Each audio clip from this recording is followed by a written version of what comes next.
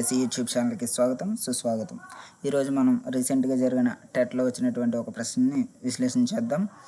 ఒక రైతు చుట్టూ తిరిగే నాజిల్ కలిగిన లంబంగా ఉండే పైపులను ప్రధాన పైపుకు కలిపి పంటకు నిర్ణీత వ్యవధుల్లో నీటిని అందించే విధంగా ఉపయోగిస్తున్నాడు. ఇలాంటి పద్ధతిని సాధారణంగా ఉపయోగించే పంట మరియు ఆ పద్ధతి పేరు ఏంటనేది మనకు ప్రశ్న అవ్వడం జరిగింది. ఇక్కడ ప్రశ్నలు చూడండి. ఒక నాజిల్ ఉందంటే నాజిల్ ద్వారా మనకి బిందు సేద్యం అనేది జరగదు మ్యాక్సిమం. కాబట్టి ఇక్కడ బిందు సేద్యం అని ఇచ్చినటువంటి ఆప్షన్లు అయినా 1 మరియు 3 ముందుగా మనం ఎలిమినేట్ చేయొచ్చు.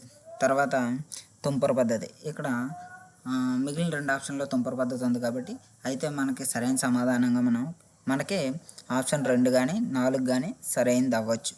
అయితే ఇక్కడ చూడండి, నాజిల్ కలిగి లంబంగా ఉండే పైపులు ప్రధాన పైపు కలిపి పంటకి నిర్ణీత వ్యవధుల్లో అంటే సర్టెన్ టైంలో స్పిల్లింగ్ అయ్యేలాగా, అంటే చుట్టూ తుంపర్లు వచ్చేలాగా చెల్లే పంట. ఇప్పుడు సాధారణంగా మనకి ఆప్షన్ 2లో కాఫీ ఉంది, ఆప్షన్ 4లో వరి ఉంది. వరి పండాలంటే మనకి నాజిల్ ద్వారా కొన్ని నిర్ణీత వ్యవధుల్లో అందించే నీరు సరిపోదు.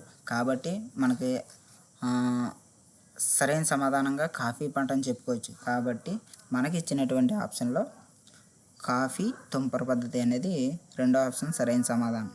తుంపర పద్ధతి అంటే చూడండి, నీటి కొరత ఎక్కువగా ఉన్న ప్రాంతాలు ఏవైతే ఉంటాయో ఆ ప్రాంతాల్లోని, అలాగే ఎగుడు దిగుడు నేలలో కాఫీ వంటి తోట పంటలకి ఈ తుంపర పద్ధతి అనేది ఉపయోగకరంగా ఉంటుంది.